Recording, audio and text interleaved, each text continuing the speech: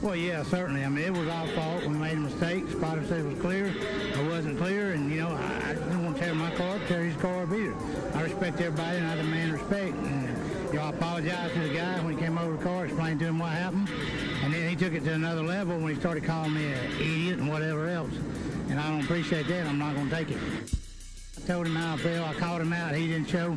And so, I'm good with it if he's good with it, but I'm not going to be disrespected by no means.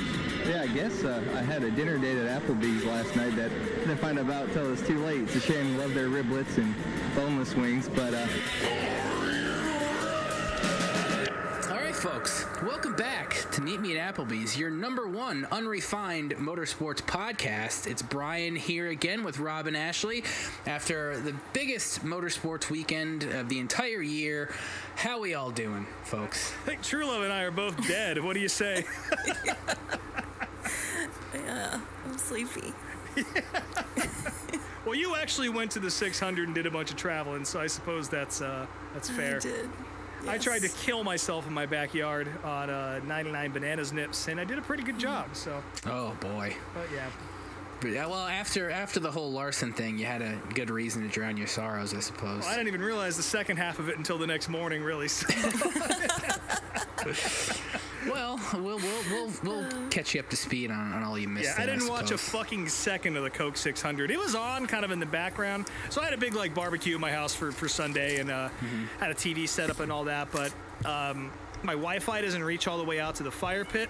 And so I kind of had two parties. There was like a family one during the day for the 500, which ended up blending into the night party just because of, the way things went with the 500 getting delayed and all that. And I just had no time, and I don't know. We sat by the fire pit and drank nips, and I faded off into the night, and that was that. And the race just kind of also faded off into the night off in the corner, to the point where I woke up at 2 a.m. on my couch, pissed off, thinking that I had missed it. Well, I did that at like 12:30. I think most of America probably did that, but yeah, I was at the race and thought that I did that. Yeah, it was a great weekend of racing. I know we're going to talk about a lot of it for sure. But what do you guys want to even start with this? Was there an ARCA race? Who knows? There was. I didn't watch.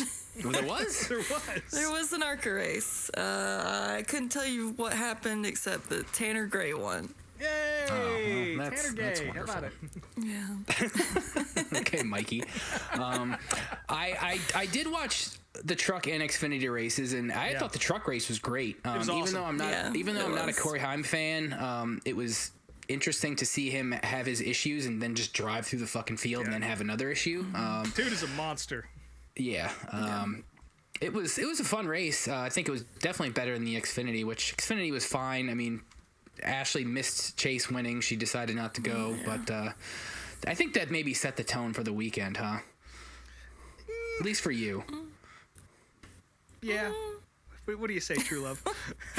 I mean, it is what it is.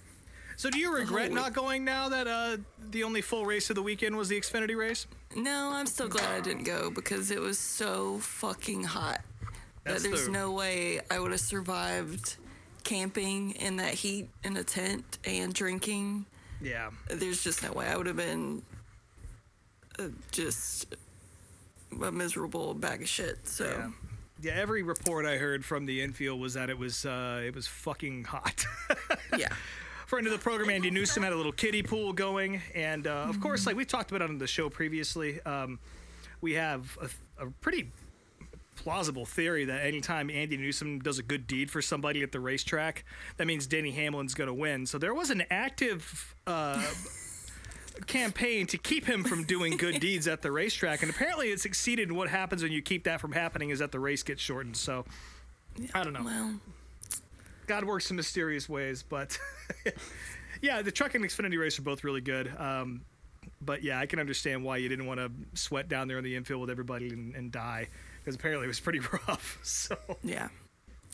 But you did get there on Sunday, and how was it? Still hot and still miserable. Yeah. But that's the South this time of year. That is the South at this time of year. Yeah. Yeah, like I said, I didn't watch a second of that race really, so y'all are gonna have to fill me in on what the fuck happened. Well, I actually started the day and watched a good portion of the F1 race for whatever fucking reason. I think it's just because I was home and it was on. Yeah. And for as beautiful as that track is, I don't know if it's the most boring F1 race I've ever watched, but it was goddamn boring. And even everybody driving said the same thing. So it's just the cars are so wide.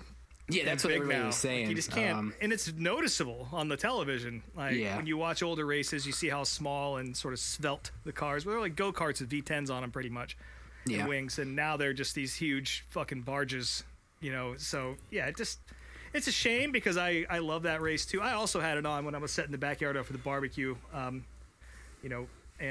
not a great race. Sergio Perez made it interesting on the first lap, getting absolutely killed by Kevin Magnussen, but that's about all that happened. Yeah. So, that was a way to start the day. And then after that, it was just everybody was waiting for the inevitable Indy delay announcement, which we all knew was coming. Yeah. It definitely, even though it would have screwed up the double in a sense, it would have been ideal if they moved it to Monday, so Larson could have actually run both races and saved us from this stupid conversation we're going to eventually get into.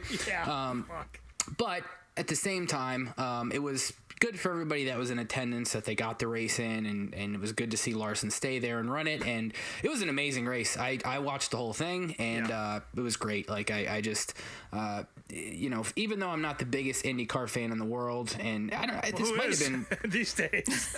But it's impossible to deny the prestige of that race, and seeing those guys do what they do at that speed on that track is undeniably cool. And it was really great last 10-20 laps with Pato O'Ward and Joseph Newgarden battling back and forth, and amazing last lap passes, and just awesome. Like, just loved it. Yeah, that move on the outside by Newgarden on the last lap was so ballsy and ridiculous. I was pulling for Pato O'Ward. I am not a Joseph Newgarden fan, but Jesus Christ, like, even that guy who is emotionless and cranky at all times, you could tell in his voice that was he really felt that one. And the crowd was, there's videos of like cell phone videos of people on pit road and in the stands of that happening, and just how loud the crowd was and how you can hardly hear the cars over the roar of the people is, that's definitely a throwback. You don't see that very often anymore. And that whole race front to back was fucking excellent. My apologies to anybody out there who put money on Augustine Canapino. He did run pretty well. He did hang out in the top, 12 like I thought he might. But then he sped on pit road, and then Larson copied him, or vice versa, something like that. So they both ended up in the shitter, unfortunately.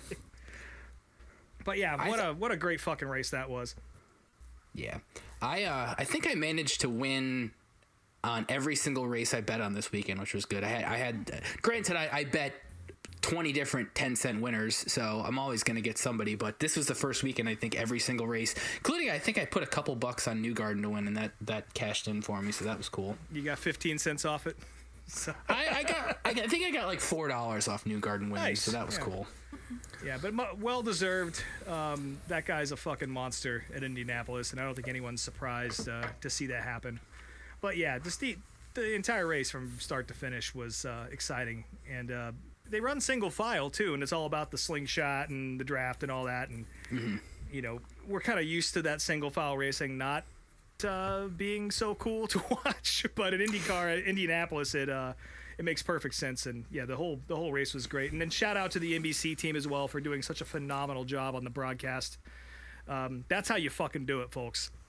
Yeah, they were great. I mean, I can't wait for them. I'm so ready for Fox to be done, and obviously we'll get into that in a second. But I can't wait. NBC, I think, even tweeted, like, I think it was the night or the morning after the 600, like, we're back in a couple weeks. Like, so. 20 more days. Yeah.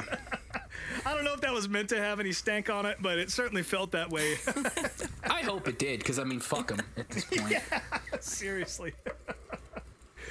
Oh, man. But I didn't get to watch any of the Indy 500, not a single lap, because by the time it already started, I was already at Charlotte, and there was zero cell service. I couldn't even text people that were at the track.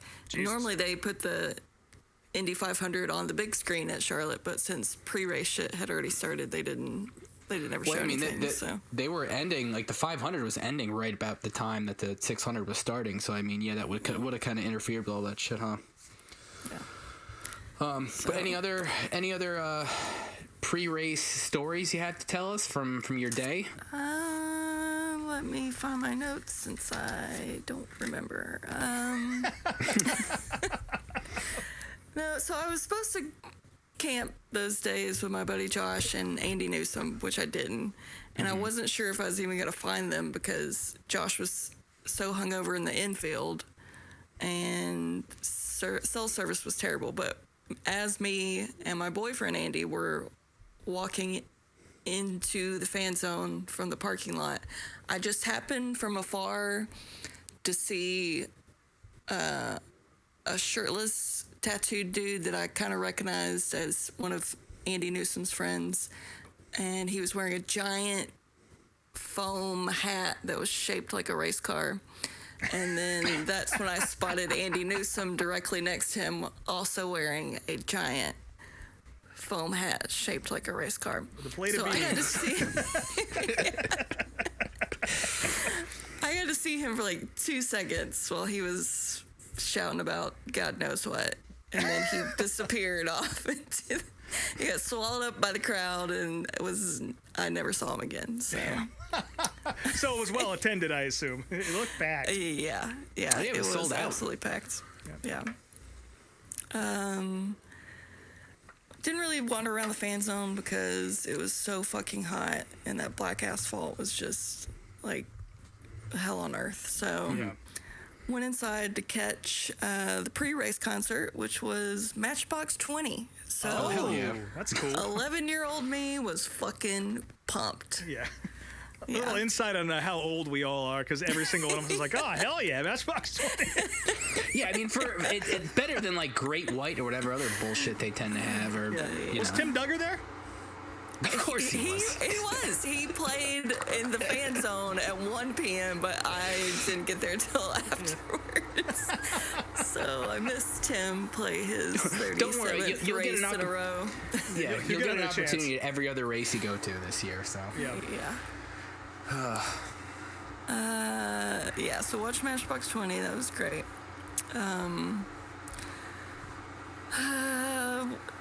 Trump flew his little airplane over the track, and everyone cheered. yeah. And that was we might as gross. well let's get that out of the way while we're on the subject. So, I mean, yeah, we all knew Trump was going to be there.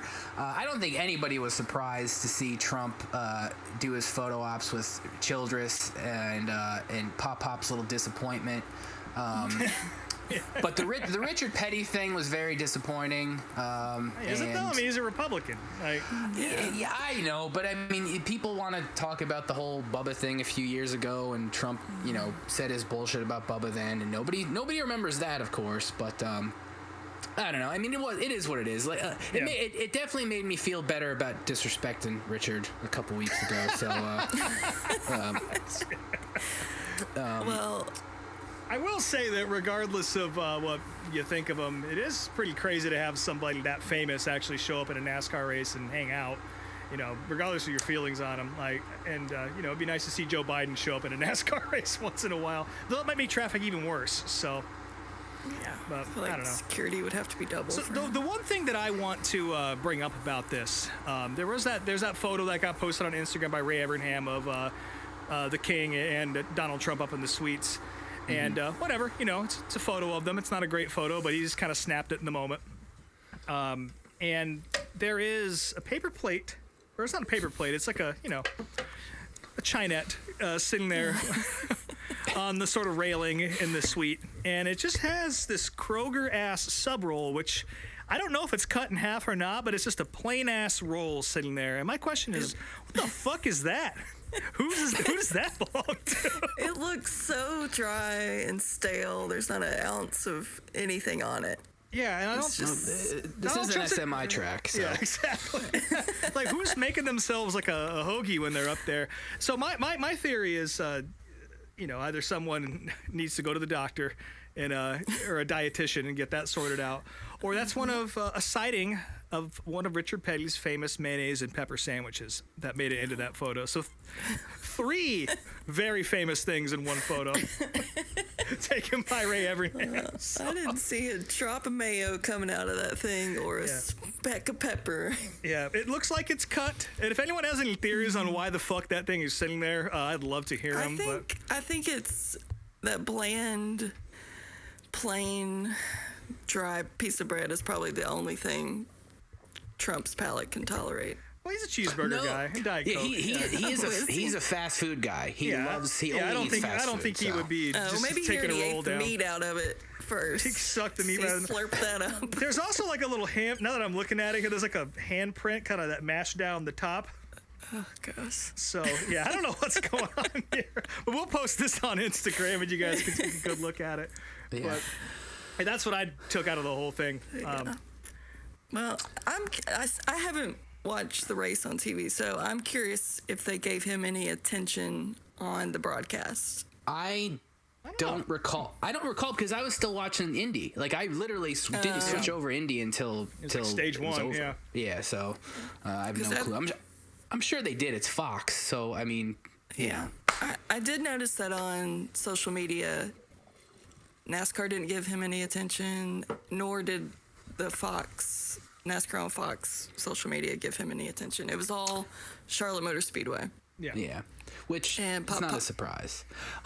There was a photo going around of like Bubba Wallace like turning away from Trump, so that's cool, I guess. He was sitting on pit wall and he just ignored him. Yeah. Which was great.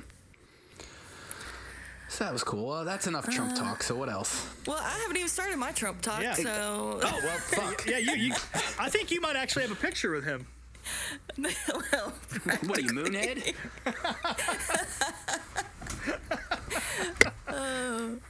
I mean, from my perspective of being there, it didn't really seem like he was the track's guest. It seemed to me like he was Richard's guest. I think so. Yeah, that's kind of what Because I noticed that, Ty Gibbs got the pole, but they put Austin Dillon's car at the front of the grid, even though God knows where he started at, just so Pop and Trump could stand next to it at the front of the grid. Yeah. That would make sense. And then, then he went up in, what's his name? Austin's pit box, and then up in the suite with Richard, but... And they enjoyed some sandwiches, I guess. He had a big motorcade that took him into the infield and out, and he was wearing his big, dumb red hat that was made in China. That's one of those hats you really can't take off once you put it on, because it's going to fuck your hair up. So Yeah. They only showed him on the big screen at Charlotte twice, very briefly, so...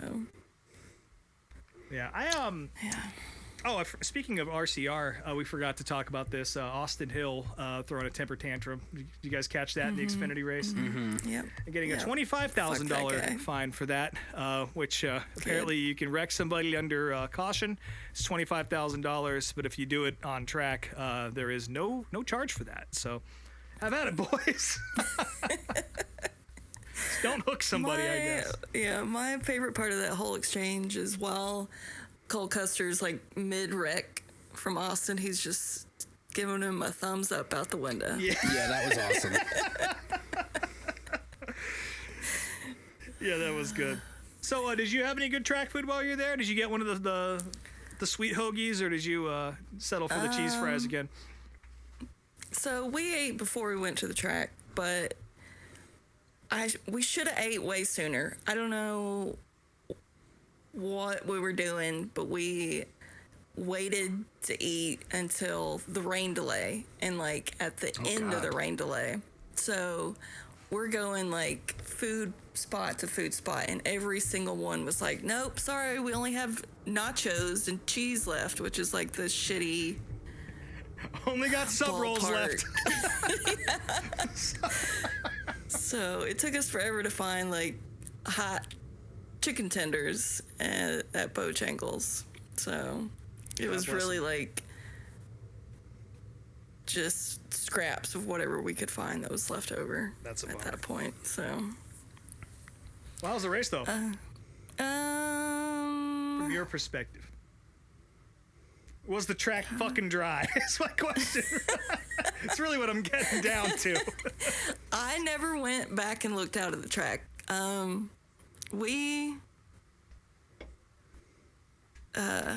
Y'all are throwing me off. I've got like notes in order and we're jumping around. I'm sorry. Yeah. Well, yeah, go in order. We can then. stick to the notes. Yeah, we'll get to all of it. So. Okay, anyway, they did the military pre-race thing, which I don't know how much of that they show on TV, but the shit that they do with the pre-race is amazing with the Black Hawk helicopters. They're still flying around the track and shit like they used to do, right? Yeah, and then they have like dudes like jumping out of them on a rope with their guns, and then they haul them off on the rope.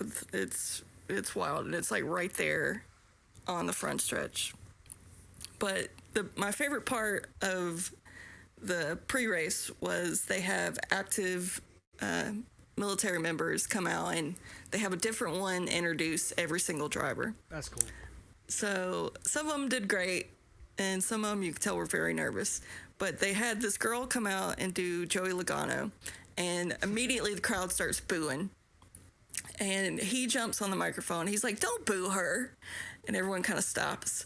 And then she like finishes her little thing, and then at the end she like forgot his name, and I was like, man.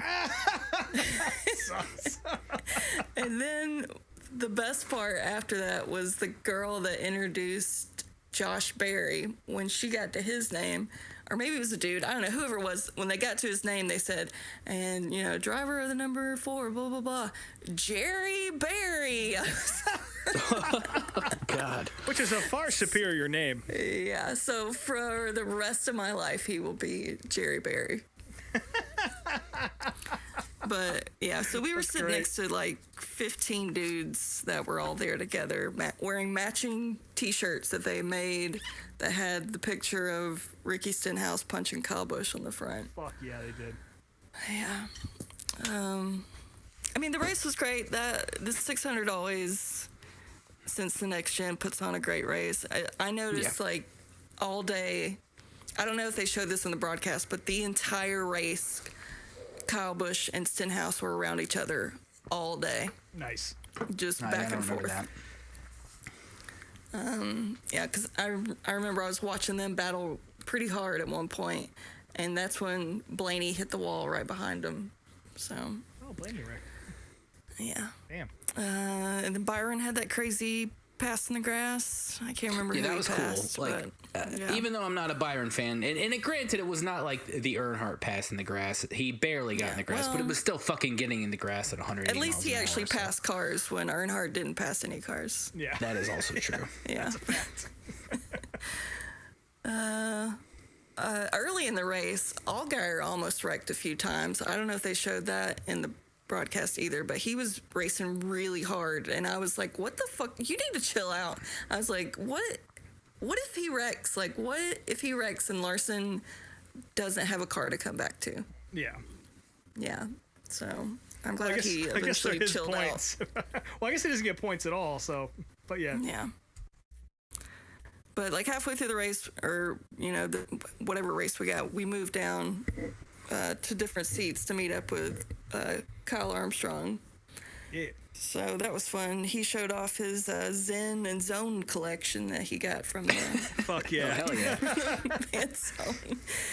So I got a great picture of that I'll share. But yeah, and then it started raining, and it poured hard, and was like, it was real windy and thunder and lightning really bad, like for like an hour.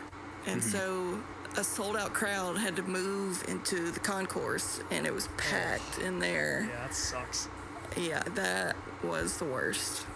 It sucks when that happens at Loudon and there's only like 47 people at those races, so I can't imagine what it's like at the 600. Yeah, so that was terrible. I mean, we met up with friends at that point. Like, my buddy Eric from Canada that's been to a bunch of races this year came and hung out with us. Cam, who's probably one of the only female listeners to the show, came and hang out. So probably the only one. So thanks for listening. Yeah.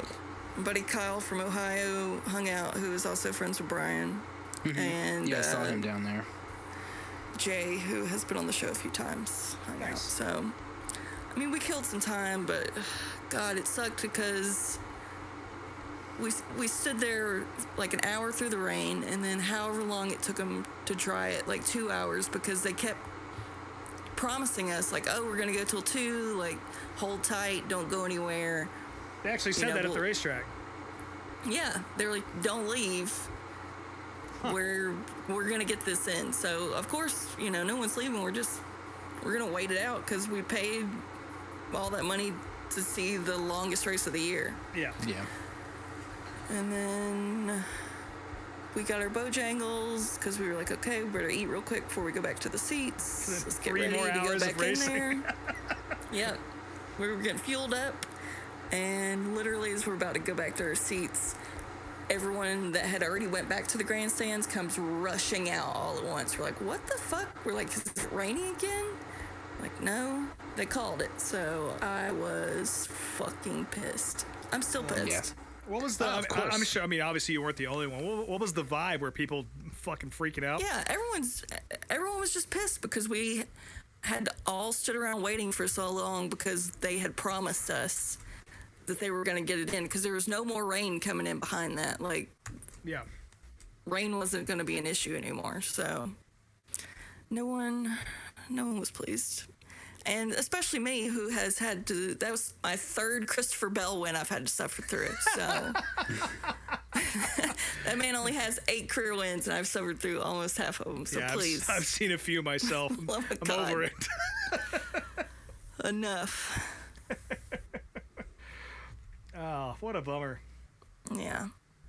Yeah, like I said, I woke up on the couch at 2 a.m. expecting to have missed it, and then, I was bummed to find out that ended the way it did. I don't want to call it excuses. Like, it sounds like it was a legitimate reason and it just wasn't drying, but I don't know.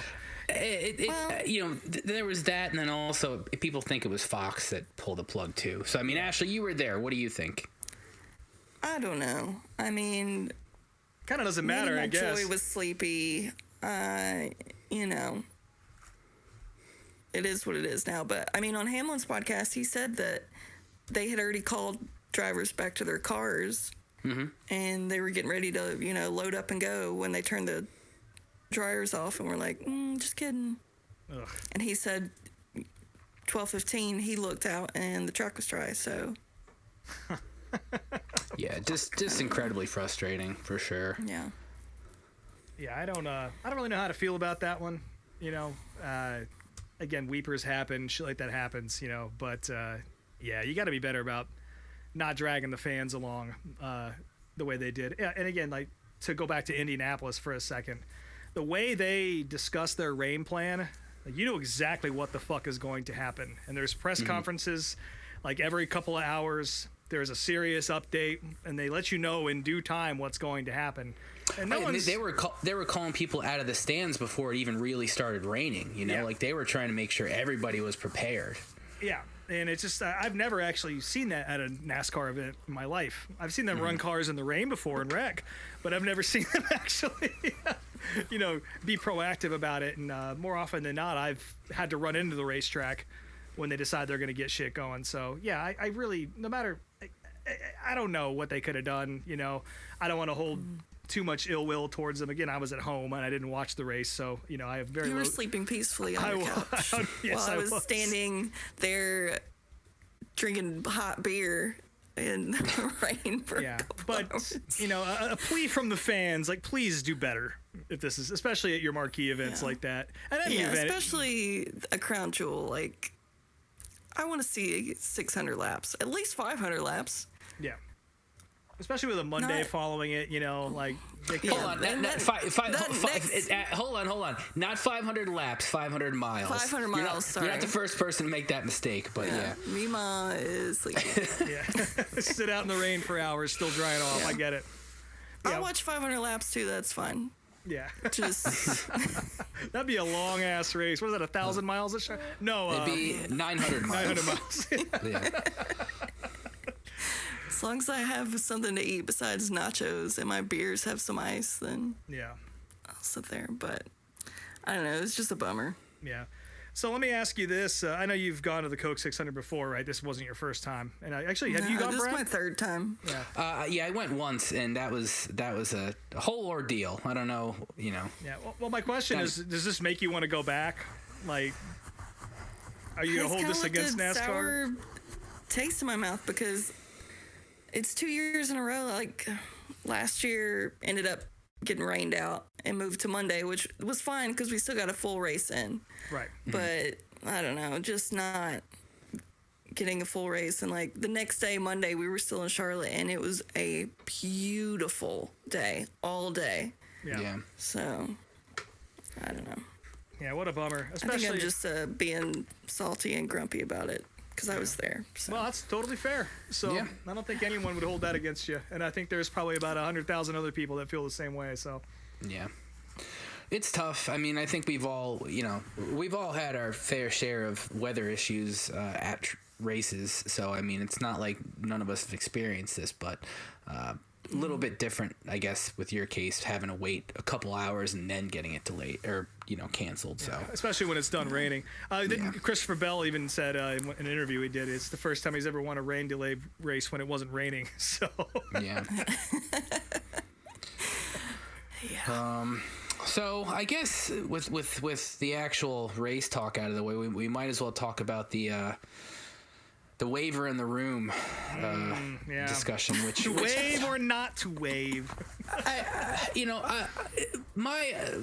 The only thing I can really say about this is I think it's very wild to see all the NASCAR bootlickers come out and say, well, he should have been there for the crown jewel and he chose not to be there, and it's like, he wanted to be there. It's not like he's the first person to ever try to do this. He very clearly, he made it to the track. He didn't start the race, but he made it to the track, even though he didn't have to necessarily. But he tried. He was his best. like literally minutes from getting in the car before they. It started raining. He was about to get in the fucking car, and I think that the bigger issue is the fact that. Again, people think he chose an IndyCar race. It's not just an IndyCar race. It's the biggest race in all of motorsports. Not just IndyCar, in all of motorsports. Sorry, Daytona 500. Yeah. Indy 500 is the biggest race in the entire fucking world. Yeah. And there's only a couple of other races you might be able to argue against that, and I still will go with I don't Indy. think so. I literally don't think, even as a huge NASCAR fan, Indy is the oldest race. It's the biggest race. There's nothing else that compares to it. I agree with that. Yeah. And how, as a NASCAR fan, you don't see this as a good thing for NASCAR, because you have one of not just NASCAR's greatest drivers, but one of the greatest drivers in North America, if not the world, going over to another discipline and proving how good he is by running up front. Well, that too, but I mean, he was up there. He did everything that we wanted him to do. He was running up in the top 10 all day, running even in the top 5 all day. He wouldn't have won, but he definitely would have. I think he would have bested Kurt Busch, which is tough to do because Kurt got 6th. So. He would have been there. One thing I think that people are kind of overlooking about this, maybe they aren't, I don't know, but the rules are different now from the last time this happened. Like when Kurt Busch did this, the rules were a little bit more open and they weren't as strict on both sides. Like IndyCar does not let you have a relief driver unless they've gone through the program. And even then, like, it's one driver. If you have to start the race with the guy who's in the car. So if Larson had to get out of the car and go, there is nobody waiting to jump in. Like Tony Kanaan didn't get fully cleared. They're not putting Nolan Siegel in there. That's it. You're dumb. So, and Rick Hendrick spent a shit ton of money on it, and then also NASCAR has their own rules. And again, like, I guess this is where the point is for me. Like, if NASCAR was consistent about enforcing these rules and not handing waivers out to just fucking anybody, even folks they've suspended, then maybe you'd have a point, And if that's the rule, that's the letter of the law, then he made his choice and that's that, and there's nothing anyone can say about it. But the fact that the waivers get handed out the way they do, and the rules don't actually seem to mean anything. And at the end of the day, there is a clause in the NASCAR rule book that says they can do whatever the fuck they want. Yeah, I mean, don't act like NASCAR hasn't been selectively enforcing rules for the last how many decades. Like, this isn't the Since first NASCAR time. has been NASCAR. It's been always been a thing. It is what it is. So, again, I guess I am a Larson fan, so you take that, take my opinion for what it is. But, I wouldn't care who it was, give them a fucking waiver, Yeah. Just do it. It seems silly to not do that, especially when you have a track record of ignoring the very rules that, you're trying to enforce here.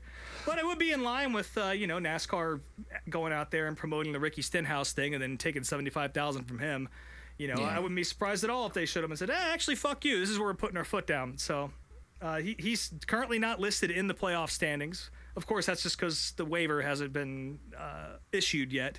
Which is really weird that they haven't done that yet. Like, I don't know why they're dragging their heels on this, because everybody's fucking waiting for it. It's not like they didn't give Chase Elliott a playoff waiver, when he announced his accident, and same thing with Alex Bowman last year. Like, they gave him 2. Yeah. He got 2 waivers hanging up on his wall. Yeah, they're just waiting for Papa H's check to clear before they... Yeah, it's probably a big one. That's the other thing, too, that people, have brought up. Like, Hendrick helped NASCAR by getting that car ready for Le Mans earlier this year, you know? So, that's a fact. Yeah. I don't know. To me, if you are on the side of he doesn't deserve a waiver, either A, you're a complete NASCAR bootlicker, or B, you do not understand the entire world of motorsports and how you much... just don't like Kyle Larson. That's kind of how I hate Kyle Larson, and I just give him the waiver. Just give him the fucking waiver. I don't understand the big deal. Yeah. I mean, he showed up to the race. He did show up. You can't help it that the rain came with him. And again, if you're going to have rules, enforce them. That's fine, but make sure you enforce them across the board. So that's my only thing. So my whole thing is just the playoff waiver in general is like, there's just too much gray area. I think they should maybe be a little bit more black and white with it. Like, I know they got rid of that rule where you had to stay in the top 30 in points, but maybe bring that back. And like, if you make it into the playoffs and then you miss a race, you're still in the playoffs as long as you stay in the top 30 in points. Yeah, I think it was wrong to revoke that in the first place, and I think it should still be the fucking... I think it should be higher than that. Fuck it. You're not in the top 20 of the points. You shouldn't be able to make the playoffs. Was that changed? Was that changed after the year that Kyle Busch won the title after missing 6 races? I can't remember, because I feel like it had to have been around that time, right? I don't remember.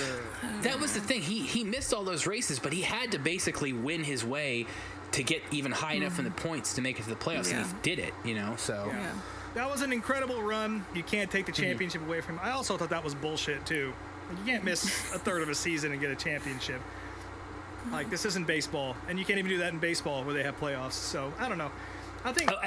and real quick, I'm looking at Twitter right now. Joey Logano he's not walking back his statements so much, but he's making it very clear. I sent that video to you guys where he was basically saying Kyle Larson chose IndyCar, and he's like, I didn't pick a side. Well, you kind of did, dickhead. You did, buddy. Stop. Yeah. You did. This is why they booed that poor veteran. They weren't booing her, they were booing yo ass. So, and it's for shit like this. But yeah, one more thing before we move on from this. I feel like we've talked about this more than any of us really wanted to, but I really hope they get this shit sorted out, because I know there's more drivers who wanted. Kyle Busch is apparently rumored to have an offer somewhere to do this. Richard Childress is 100% on board.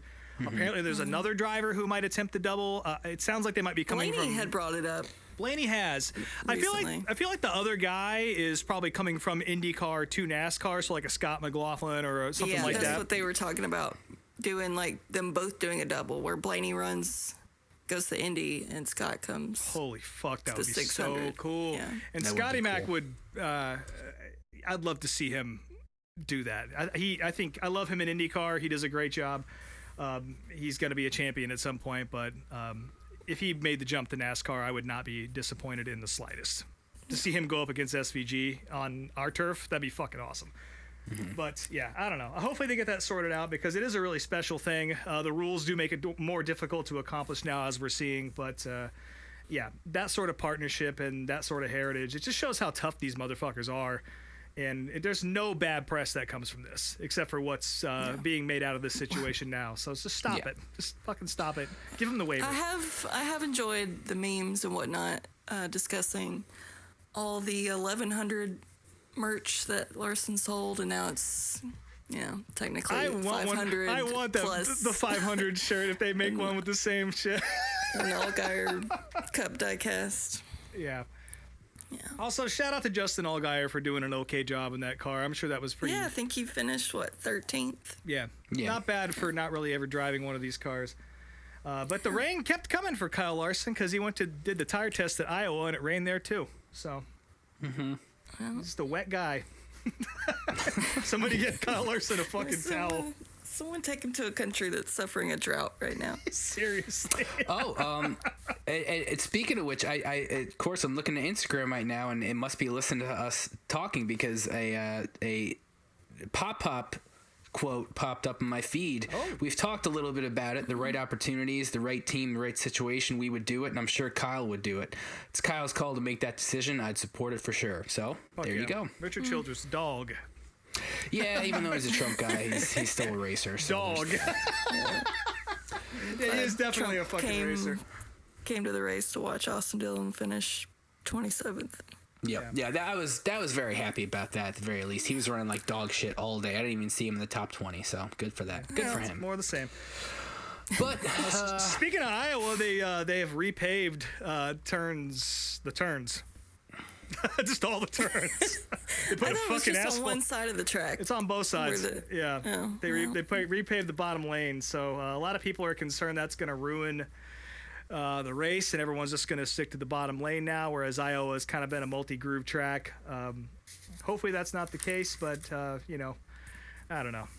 I think that was done for IndyCar anyway, so it's just kind of bad timing, but yeah, fuck. If we get another Richmond out of this shit, then that's a real bummer. Yeah, I'm sure Iowa will be one and done. Yeah, but Iowa also, they have Tim Duggar playing, so it is... Thank God. Yeah. It fits in with the usual Richmond short track affair. It's funny you mentioned, Ashley, one and done, because the rumored 2025 schedule that we saw earlier, Iowa's not on there, so... That's crazy to me. Yeah. Yeah, that's interesting. I've seen a lot of people try and talk about how that might not be legitimate. It does kind of line up with some of the things that have been rumored. Yeah. But the Montreal race that's listed on there is the same weekend as Formula One. I'd be very curious to see if Liberty Media would allow NASCAR to share turf with them on the same weekend these days. I don't know if that's possible or not. Rockingham's on there too, which is kind of cool. Isn't Rockingham bunched together with Charlotte and North Wilkesboro, so it's like a little home swing kind of?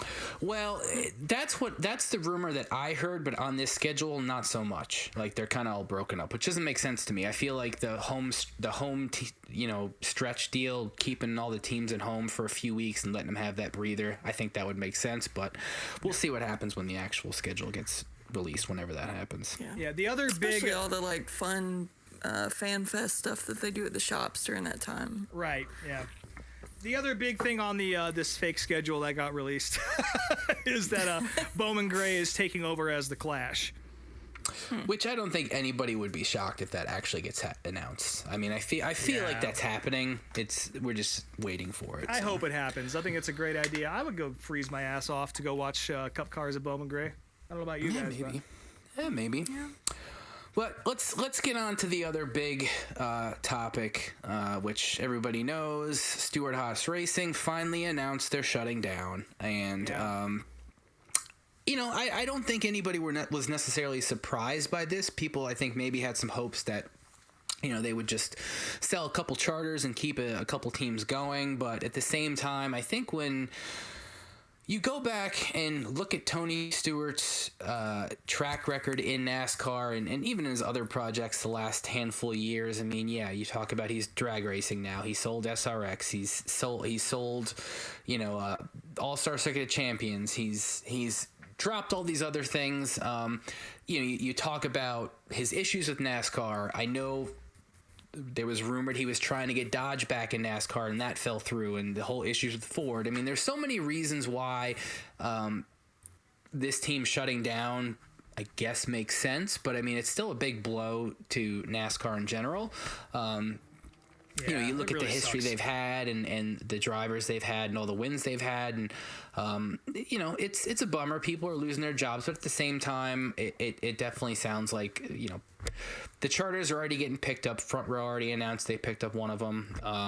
I'm sure most of the people employed there will find jobs elsewhere. I mean, 4 teams shutting down means that 4 teams are going to get added somewhere else. So you would think a lot of those people will hopefully find homes somewhere else. You would hope so, yeah.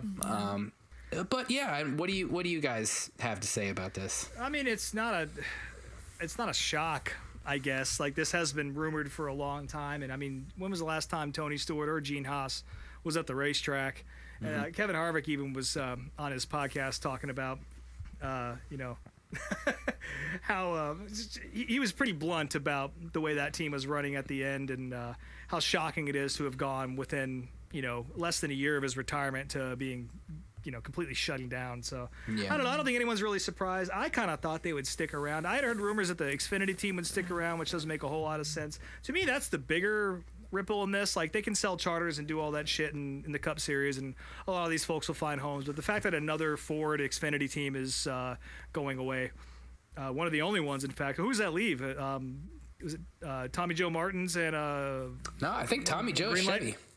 That's right. It's SS Greenlight, I think. And there's somebody else. I think Alpha Prime might be 4. I don't know. There's only like 4 cars out there already that are running Ford engines out there. So definitely a big hit to their development program. I'm really curious to see who picks that up in Xfinity, if at all.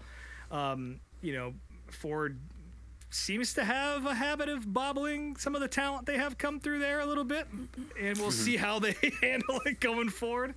But the good news for me, I guess, is probably going to get to see Ryan Preece race modifieds a whole lot more than I was before. Yeah, he is definitely the unfortunate odd man out for all this, for his yeah. What are they? They're saying like Noah Gragson might go to RCR. That's the big move, I guess. I didn't hear that. I didn't hear that either, but I mean, that's not a total shock either. No, not at all. He seems to fit right in. He's got the Bass Pro sponsorship already lined up, and he fits in with the personality and all that. So that would be cool to see. Chase Briscoe most likely would be at the Wood Brothers. I don't think anybody's shocked by that. So I guess where does Barry go? Where does Jerry Barry go? Well, Jerry Barry apparently is going to go to Front Row, which is, you know, that's probably good. I mean, honestly, Front Row's fine. So it's the same fucking team. So I would imagine if Front Row's got the money they seem to have, they're going to probably try and buy as many of those guys as possible. Because let's be honest, like, Kevin Harvick and Rodney Childers and that whole crew carried Stewart Haas for a while. And all the success, as far as I'm concerned, and again, I'm not an insider or anything, but from where I'm sitting, that all ran off into the other cars when they would have good runs. So those guys are going to be some hot commodities here. And Front Row can pick Josh Berry and a few of those guys up, like Rodney Childers or anybody else, you know, Zippy, those fuckers, like, they're in good shape. And that's going to really, I can't believe that Front Row is going to be a premier Ford team, which is fucking nuts. It's like the new Furniture Row, I guess, but that shit is wild. I've also heard that Cole Custer might find himself at Front Row, which is interesting, you know? Yeah. But, it's going to be really interesting to see how this all plays out and who ends up going to Roush. And, you know, we already know who's going to 2311. We just can't talk about it, but yeah. Well, that's the funny thing is, like, we heard that rumor, but then also now, you know, everybody thinks one of those charters is going to 2311, so I guess we'll just see how that all plays out. We'll wait and see. But yeah, a lot of big moves. It's going to be fun to speculate for the next few weeks. But at the end of the day, like you said, it just sucks that, you know, there's 300 or 400 people right now who don't know how they're putting food on the table next year. And even if there is a job waiting for them in a small industry where there's a labor shortage, it still sucks. You know, it still sucks to not know where your paycheck is going to be coming from in a few months. To be in limbo.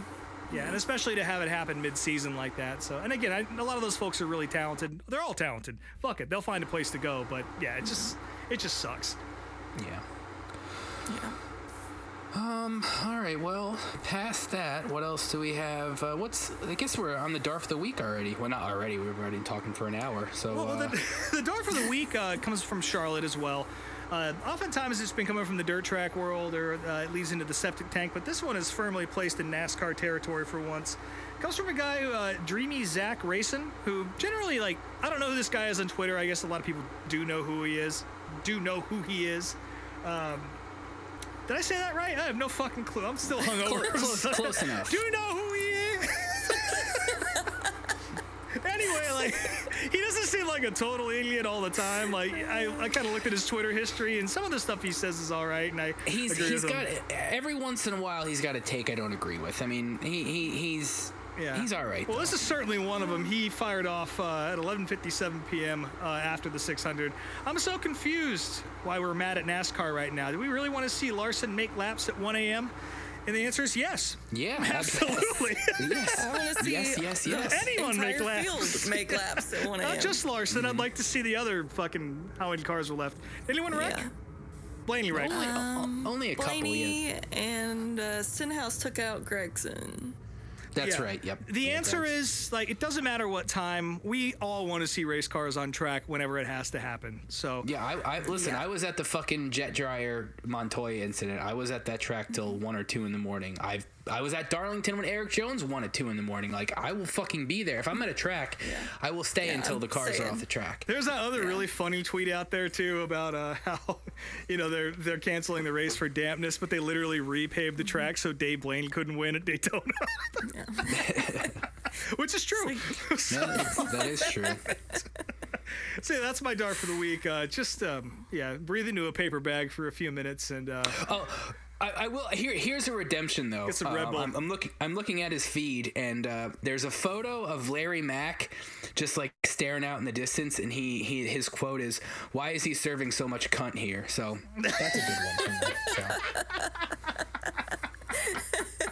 All right, so a little bit of redemption. So just breathe in a paper bag and think before you hit the send button next time. Bud. Yep.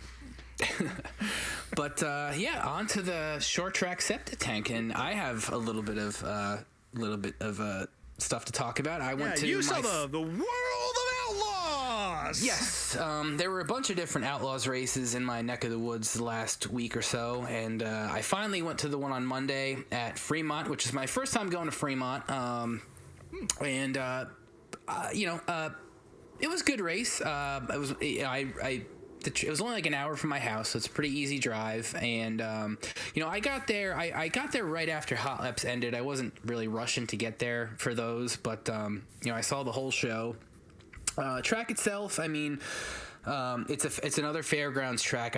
For some reason I didn't realize it was at a fairgrounds, but it is a fairgrounds track. But it's got a long history. There's a very cool Fremont museum there with a bunch of cool cars on display and all sorts of fire suits and stuff, which I didn't spend too much time in there because I got there when the show was starting, so I was I only spent like 10 minutes in there looking around, but I was bouncing around throughout the entire evening because I didn't have reserved seats, and the main grandstands were pretty full, so I was bouncing anywhere from turn 1 to turn 4. I ended up watching the main event on the backstretch because I wanted to get right out to my car as soon as it was over. So but this was my first Outlaws race since the Brad Doty race last year at Attica, which, as far as the turnout goes, and obviously with High Limit doing what they're doing now, the entry list was a lot of locals and not as many like known outlaw names. I mean, the Macedo brothers were there, which Carson Macedo won. Yep. David Gravel, Sheldon Housechild, Logan Schuhart. Those were like the main ones that I recognized. Yeah, and Donnie. Probably a couple others that I'm missing, but I mean, again, I'm not the biggest, sprint car aficionado, so I'm sure I'm missing pretty a few standard names. Outlaws field when High Limit's also running around the same time. Yeah, but the racing itself was fine. Really, Carson Macedo more or less dominated the main event. I mean, there was a little bit of battle with David Gravel to start, but he pretty much had it. But I would say the main thing was there were fucking so many goddamn flips. Like, yeah. I jokingly counted. I thought, I was like, there must have been 10 flips, and our friend Alex was watching at home, and he had counted 12. And I know. Yeah. So when he said that, I was like, well, I hope the next. And I said to him literally in group text like, I hope the next one is in turn 3 because that's where I'm standing. And then the next fucking lap, there it was right in front of me. So, 13 flips, I think, for the night. So, definitely a lot of... Yeah, definitely a home run derby at Fremont for sure. But. Yeah, but it was cool. I mean, I'm sure I'll be back at Fremont. I know the Outlaws are running there again. And, you know, I'm sure I'll make it down just a regular race at some point. And Ohio Sprint Speed Weeks are coming up, so there'll be a bunch of events towards middle end of June, I think, is when that's running. Yes, sir. You know, it was cool. It was just good to, you know, this was my second sprint car race of the year and the first one that didn't get rained out. And, you know, it was chilly for, you know, we've had a run of like 80 and 90 degree days, and then the last couple days it's been in the 60s. So it was a chilly night, but good time. No regrets going. I didn't really eat much. I just got by the time I went to get food, I think they were out of hot dogs, and they had a few different hot dog varieties. They had a track dog. I don't know what the fuck the track dog is. I wanted to try that, but they were out of them. So it's a hot dog they flung through the air. They just rolled around on the track a little bit. Yeah, in the dirt. So I ended up getting a walking taco, but the food and beer prices were cheap. I mean, it was $3 beer, so you can't beat that as far as... You cannot beat that, unless Eldora can beat that, but just by a little bit. So yeah, but good time. I mean, I not the most exciting race in the world, but again, it was the Outlaws, and it was a fun time and close to my house, so no complaints. Yeah. There was a lot of short track racing this weekend for sure. I'm glad you got to see some of it, Brian. I was supposed to go to Thompson, but of course that got rained out. A big fucking surprise. It was actually a pretty nice day on Monday, but I understand why they did it. The forecast did look ugly, and dragging a bunch of people up on Memorial Day Monday when they all got to be at work on Tuesday is not something they want to do. So I guess they're going to reschedule it. Who knows when that's going to be. I'm sure I'll try and go and get pissed on by the Lord again whenever that happens. Speaking of sprint cars, Highland did have some rain issues, but when they did get going, Danny Dietrich picked up a big win at Port Royal in the Highland Series. Again, part of the reason why you didn't see a lot of the big names in sprint car racing at Fremont was because everyone was out in Pennsylvania doing some shit with high limit out there. There was a couple other races. I can't really remember who won them. There's a lot of racing, like I said, and I got pretty drunk on Sunday, so my brain is is mush. There's also a lot of USAC racing. The biggest out of all of those, though, was, of course, the Hoosier 100 on Friday night. Cody Swanson picked up a win there. No fucking surprise there. Over on the pavement modified side, Carson Lofton was gifted a Smart Tour win after Ryan Newman and Tommy Baldwin's kid got into it. And have you guys seen this fucking video? I didn't watch the Indy 500, but I watched this video of Ryan Newman at least 5 or 10 times. Yeah, boy, Fuck me. Yeah. Welcome to New England, motherfuckers. That's what that felt like. But yeah, man, I'm glad Tommy Baldwin's bouncing back from cancer, and he seems to be right back to old Tommy Baldwin status here. Maybe don't bounce right into Newman, though, fresh out of cancer treatment. Yeah, and, I got my own feelings about, stepping in for your son when he kind of did somebody wrong on the racetrack. Yeah. But it is what it is, Ryan was just going over to talk to him, but if I was somebody's dad, I'd probably step in front of that fucking tugboat of a man as well and try and put a stop to that shit. I'm sure we'll post a video of it on our Instagram, but yeah, that was pretty funny. There was another fight as well, but this one was definitely the main attraction here. Mm-hmm. Jonathan Davenport got a big win at the Show Me 100 up in Wheatland, Missouri, which is not too far from my parents' house. By the way, think about everybody who got their shit leveled by tornadoes out that way. It was pretty ugly. My parents almost got hit, actually. Damn. Yeah, Rogers, Arkansas, and Decatur got hit pretty hard, and Oklahoma had some trouble, so yeah, thinking about y'all. But just north of you, Jonathan Davenport was able to be Superman, as usual, and he put on a show up at Lucas Oil. That was cool. And I did watch a little bit of that. Yeah, it was good. Last night, the Flow Racing Night in America series picked up at Macon. I think it was the first race of the year because the others have been rained out so far, and it was an absolute shit show. It's like watching late models run at a place like Millbridge or something. It's such a small track, and the way that guys kind of ride the cushion and then just kind of bounce off the fucking wall and then just floor it, it makes for big wrecks. A lot of iRacing style wrecks, for sure. Real goofy shit going on, but Ricky Thornton Jr. got the win over Bobby Pierce after throwing one of Bobby's own signature sliders on him. They signed it off as a racing deal. I forget who Ricky Thornton Jr. was talking shit about after the race was over. But yeah, he definitely threw some shade, but not at Bobby Pierce, which is cool.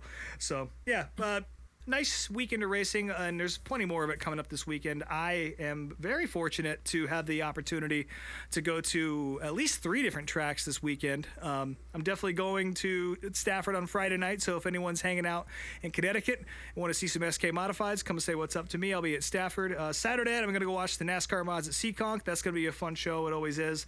Pretty decent entry list. There's like 15 Catalano brothers running, as well as the usual big dogs in the series.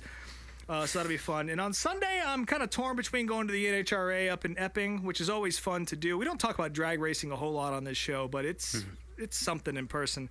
And Epping is it's an old school place. It's kind of, I guess I would sort of equate it to like what it feels like to go to North Wilkesboro or something like that. It just feels like it hasn't changed in 40, 50 years or whatever. So it's that or Hudson Speedway for me. But I'll be going to racetracks all 3 days this weekend. There's not a drop of rain in the forecast, so me talking about this is, of course, going to bring in a record deluge, but I'll do my best. If I'm out there, if the rain holds off, come say what's up, and we'll talk about it all next week on the Short Track Septic Tank. We're going to go ahead and flush that bitch on down now. We have a status update on the pit crew guy who was swimming around in the shit water at North Wilkesboro. Is he alive? Or we're talking about septic tanks and shit. I don't know, but I did manage to lock myself in the bathroom at the 600 at the very end of the day. How do you do that? The lock got stuck. Like we were leaving. Like they had called the race. I was like, well, let me go pee. This just like the septic tank just unlocked this memory for me because I had forgotten about it. But I was like, let me go pee before we go sit in traffic. And I go in there and I pee, and when I go to unlock the door, it was stuck. And I was like kicking and pounding, and I was the only person in the bathroom because everyone had left. But eventually it jiggled loose, thank God. God. Jesus. Perfect end to that. Yeah, a little period on that sentence for you. Like, Jesus Christ. Well, I guess the video of the week is somewhat of a continuation of the septic tank because we did a little recap of this week on dirt, which was somewhat in honor of Barefoot Bob McCready. Even though there wasn't a whole lot of barefoot footage in this episode, but I just found a random thing to watch because I knew we'd be talking a ton about this past weekend, and I figured we'd watch something a little lighter. I don't know. I forget. You didn't grow up in the Northeast, did you? You No, grew up I in didn't. New Mexico, right? But- Okay, so you didn't watch any of this. This was a channel. This show was syndicated, and I watched it quite a bit. Played in my hometown, being that Lebanon Valley is right up the street. I So, will say that in my YouTube short track searches, this series does come up quite often. yeah, and it's especially if you're a dirt modified fan. I mean, it's a great time capsule to go back and watch these episodes. I mean, there are quite a few of them up there. I just happened to find one that had the commercials in it, which we will talk about because there were some interesting ones. But this particular episode that I found. Of course, speaking of weather, this episode was basically a recap of all sorts of shit that happened in the last year because this particular week of racing, every single track seemed to have gotten rained out they were going to cover. So it was kind of a recap of a bunch of different things. It started out with kind of a recap of Super Dirt Week from 1995. Now, granted, this was a May 1996 episode, and Super Dirt Week is usually every October. So the recap was the 95 race, which was won by a guy named Jimmy Hausler, which was a name that I honestly don't remember. Like, he was definitely not a Valley guy, and he was seemingly more of an independent driver. I even was trying to look him up, prior to recording, and I couldn't find a ton of information out there, especially compared to a lot of the other modified guys. But it was a cool clip to watch. I mean, anytime an underdog wins in any race, no matter what series it is, it's always, to me, really cool. So I enjoyed that. One thing that was a normal thing on This Week on Dirt was kind of a trivia segment where they would have drivers and crew members, they'd ask them questions and see if they could answer them. So there was a few minutes of that. The commercial stuff, now, this is where I think I don't know if this is a race fan thing or an autism thing or what, but these commercials that they showed, it just brought up so many memories because, like, all these sponsors that were in the commercials, like, I remember vividly, like, FaZe Drugs, that was like a big Northeast chain, and for whatever reason, there's a lot of different drugstore chains that had their hands in the modified series. Like both FaZe Drugs, which later became Eckerd Drugs, they were huge sponsors of the Dirt series throughout the years. Was FaZe where you got busted for shoplifting as a child? No, I got busted at Ames for shoplifting as a child. Yeah, I could tell that all these commercials were very regional because I had never heard of any of these places. No, yeah, FaZe was like a very big Northeast chain. And they were based out of Syracuse, New York, which obviously makes sense why they were so tied into the Northeast racing series. And they were big in my hometown. FaZe got bought out by Eckerd Drugs, which is another Northeast chain. Well, we had Eckards down here. Yeah, they okay, well then just a bigger nationwide chain, but they ended up still sponsoring, you know, the modified series after they took over FaZe. But one thing that I learned, they had like a sponsorship recap segment. Wheels was an auto parts store chain in the Northeast that I, for some reason, did not know was actually owned by FaZe. They mentioned that in the video.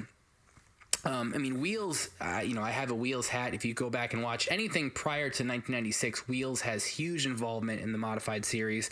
I mean, they were Billy Decker's sponsor for many, many, many years. And yeah, I didn't realize that they were sponsored, they were owned by the same company as FaZe.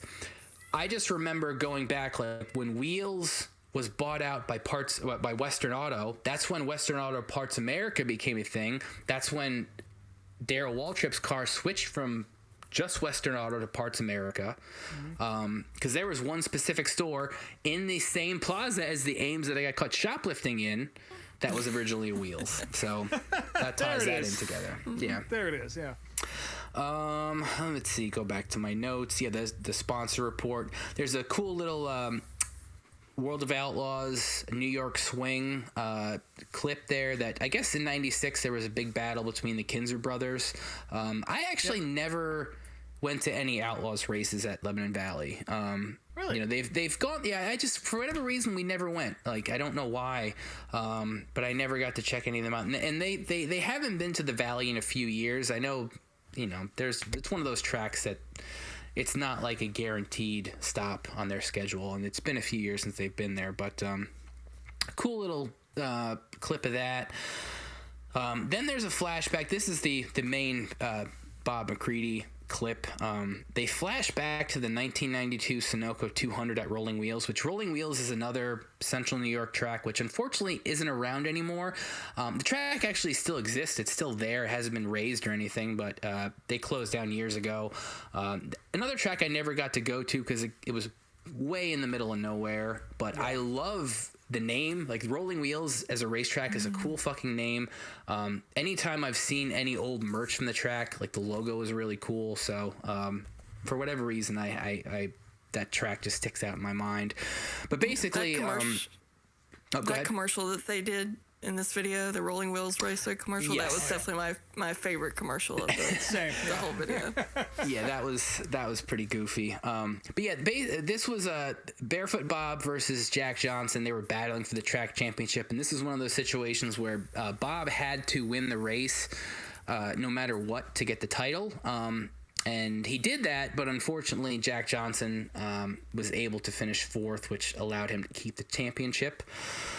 And then from there's another segment of ads. There's Colton RV, which is another Western New York RV chain. A+2. They were another mini mart chain that was very heavily involved. Going back to, like, my first time going to the tracks in the 80s, I would see their ads in the programs, but they didn't come out to where I was in New York. They were like a way Western New York chain. There was a Seinfeld ad, which even in 96, Seinfeld was already syndicated, which that was funny. Let's see, there's a Super Dirt 358 series recap where they talk about, previous champions like Alan Johnson and Kenny Tremont. And they talk about who could contend for the championship there. Next up is the Rolling Wheels commercial that Ashley mentioned, which is just this guy dressed head to toe in dirt modified, or dirt motorsports gear, who's just talking into the camera a bunch of bullshit. Like, I don't know, it's just very goofy ad. Yeah, very goofy. And then there's a very cool Hobby Time ad. I love any old like racing collectibles or motorsports stores ads, and this was just like a hobby store that had a bunch of NASCAR diecast. And back then, is that place still there? I haven't looked it up, but I guarantee they're not. Like, there's not a chance that they're still around. And then from there, again, because all of the races were rained out this weekend, they kind of just did a brief recap of some of the big stories of the year. One of them, to kind of call back to our Orange County Fairgrounds video of the week a few weeks ago, big announcement. I remember this. Brett Hearn left Orange County Fairgrounds Speedway as far as being his home track to run full-time at Lebanon Valley. Because I remember when he showed up at Lebanon Valley, he started winning. Everybody was pissed, like especially us Tremont fans. So none of us like that. Why would you? From there, yeah, of course. And then from there, there's some more Lebanon Valley notes. I don't remember this. I don't think I was there for this. I mean, I went to a lot of races in 95 and 96, but I don't think I was here for the opener. There was a very weird scene at Lebanon Valley where Donnie Corellis, who, for those who don't know the Corellis family, Tommy Corellis was a Lebanon Valley legend, 60s, 70s up until the early 90s. He drove the 57 car. He was actually from my actual hometown of East Greenbush. I lived in a weird spot where I was like almost on the border of East Greenbush and this town, West Sand Lake, which is where Kenny Tremont lived. But technically I was an East Greenbush resident, and Tommy Corellis lived. Tommy Corellis' shop, going back to the Ames I got caught shoplifting at, his shop was next to that Ames also. No bullshit.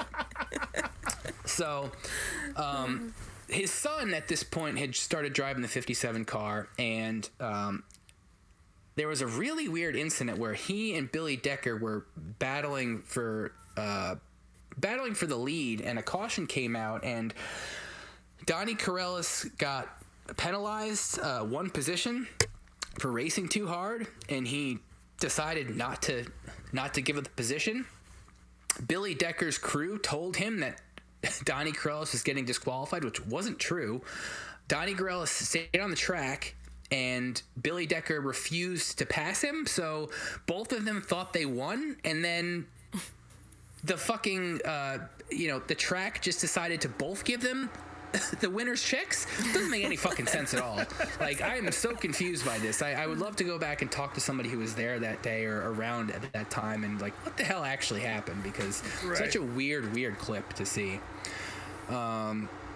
And then from there, they talked about Doug Plazek, which was another guy who raced in like the way Western New York and Canada area, who he at this point in the season had the most modified feature wins as of May 12th. And that was pretty much that episode.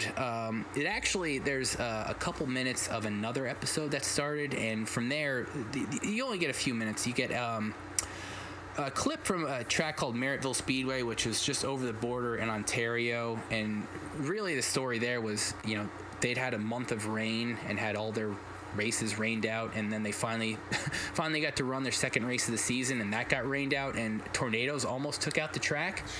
Really, the funny part of this clip is apparently there was a drive-in theater a couple miles from the track that the drive-in screen got torn down while they were showing Twister, which I guess makes sense. This was 96, so. Yeah.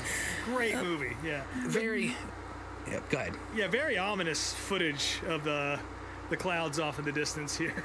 Yeah. And they do another clip of the quiz segment, which Kenny Tremont is featured in this quiz, and he can't answer any of the questions about the Canadians. It's all questions about Canadian drivers and stuff, so he has no answers for any of these. And then it ends with Billy Decker needing a sponsor, which, going back to the wheels thing, Billy was he was just known for always driving a yellow 91. I mean, he was sponsored by Wheels Forever, and he was actually, I do remember he was actually able to keep the yellow paint scheme. He was sponsored by Pennzoil after this, and I have one of his shirts. Nice. With the Pennzoil car. So that pretty much wraps that up. I mean, it was nice. This, again, for a Northeast guy who saw all these guys growing up, I mean, I love watching any old dirt modified footage. And a real quick shout out while we're talking about Northeast Modifieds. I want to give a shout out to Josh Peck, who I think he might listen to this show.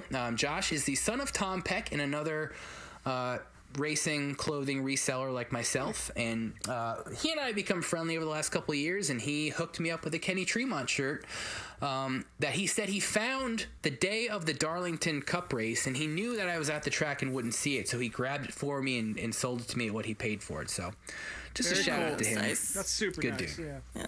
So what did you one. guys think of this clip?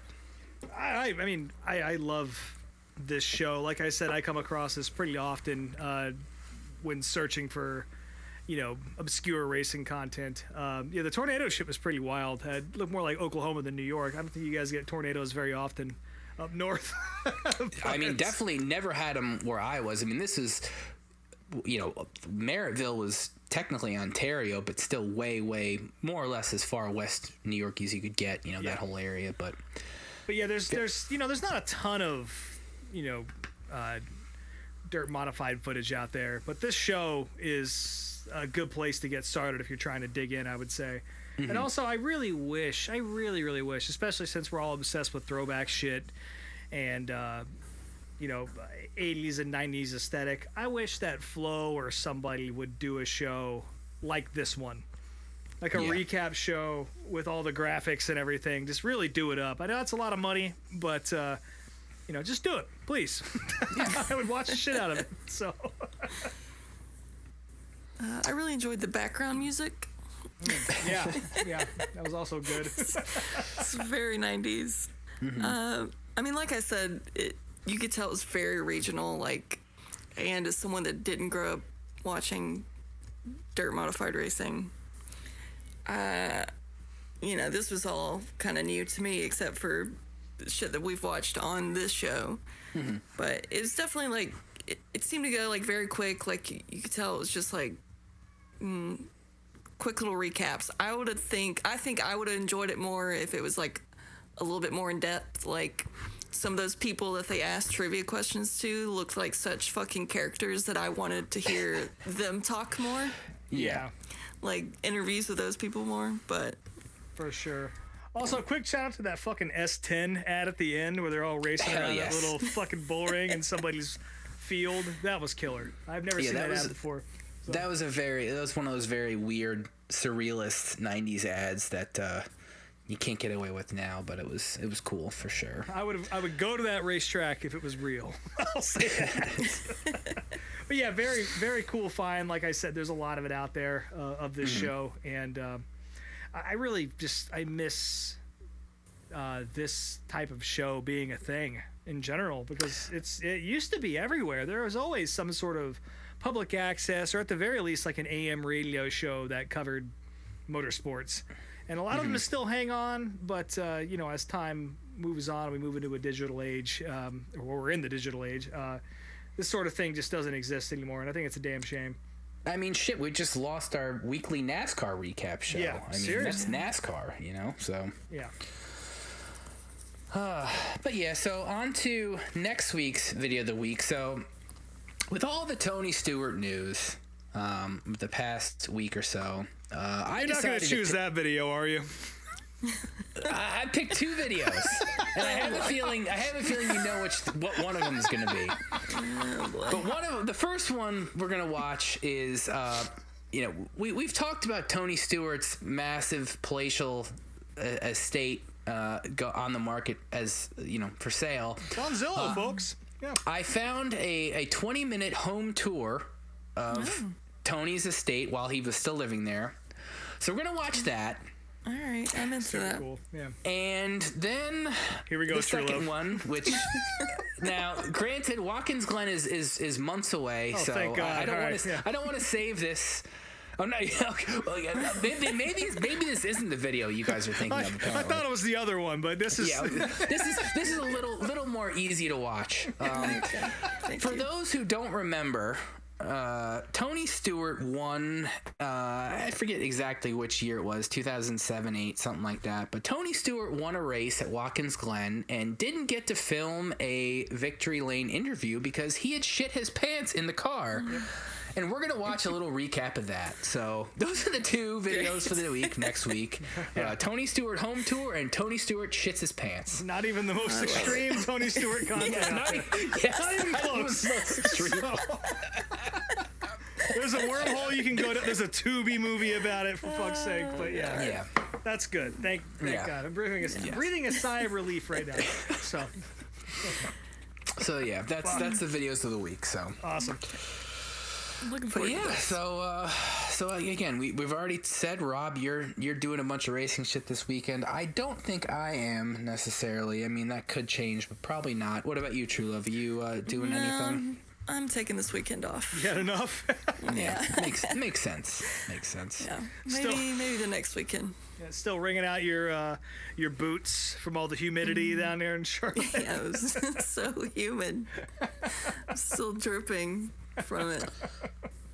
Well, NASCAR is at Gateway this weekend, which I think will probably be a good race, right? I mean, is that a mile and a half? I forget how even. Yeah, it's a mile and change. It's a weird egg-shaped kind of flat deal. It's kind of similar to Richmond and New Hampshire, kind of, but the racing has been okay there. Definitely a cool facility. I never realized I think I've said this on the show before, but I never realized how close to St. Louis proper it actually is.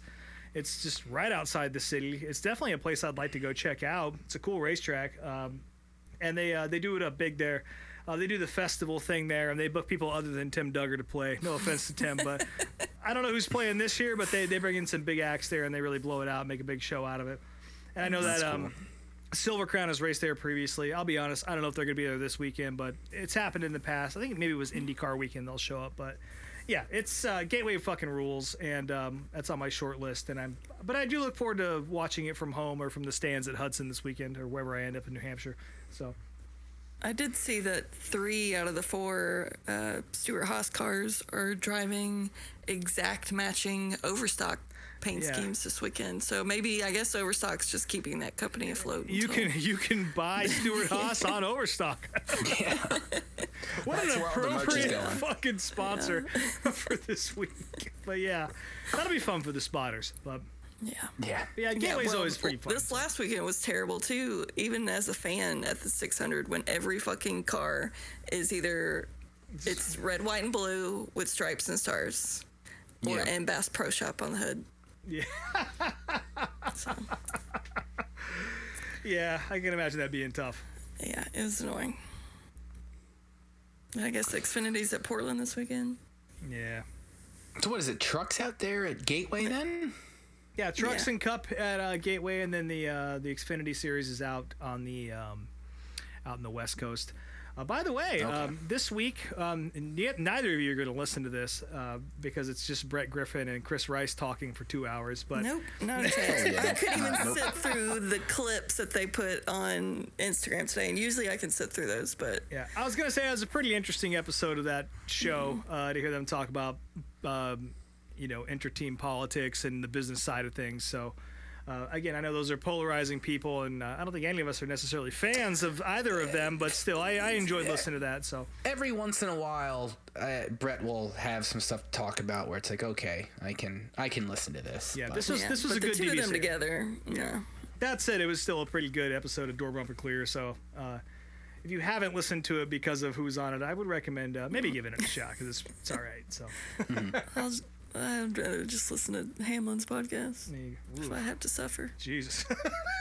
Hamlin's podcast is good. But we'd still rather listen to either of those than Corey LaJoy's podcast. So. I will never, ever. Yeah, we haven't talked shit about him yet on this show, and we got to keep the streak up. So there it is. Oh, he wrecked too. Didn't he wreck? He did. Yeah, I think he did. Yeah, he there did. You go. Didn't watch the race. I was in the bathroom. I was very upset. Didn't watch the race, but I know Corey LaJoy wrecked. So fuck him. So. Yeah. Okay, so NASCAR is at Gateway in Portland. What else is happening? Anything? I mean, you're doing all your shit. I can't think of anything else on the schedule. It has to be other races. Yeah, big race for me this weekend is obviously NASCAR mods at Seekonk, but there is a lot of stuff happening. Let's see. I got a list in front of me if I can read it. USAC is going to be at Knoxville. That's pretty cool. Arco West is at Portland too. Oh wow! Ooh, there you go. There's a reason to get Flo. Yeah. Well, there's a shit ton of racing going on. Cars Tour at Langley, World of Outlaws are running. Everyone's running. It's race season, folks. So no matter where you're at, there's something going on this weekend. So try and make it out to the racetrack if you can, or if you got a streaming option, find it there too. Mm-hmm. Well, cool. Well, I guess that's going to wrap it up for this week. As always, you can follow us on Instagram at Meet Me at Applebee's and Twitter at Meet Me at the Bees. I am Speedway Screens on all the things. SpeedwayTSJ.etsy.com is the store. Meemaw, what's your plug? Shrimp Mountain Truelove. Did you change it? Please tell me you actually changed it, for fuck's sake. No, I didn't, but I think about it. You know, apparently we can't totally blame Red Lobster closing on you. Apparently there was some fucky real estate dealings and some rental shit that caused all that to happen. The shrimp deal didn't help, so you definitely have a little bit of a contributing factor, but not totally your fault. So you can. I'm taking down every chain except for Applebee's. Is, my grand scheme here. Please don't sue us. But yeah, RobMotes_unofficial on Instagram. My band's called These Wild Plains. I do want to give a quick shout out to my buddies in the band Holy Roller. That's my good buddy Brady, who we've talked about in the show before. They put a new record out this week. It's fucking killer. Go check them out.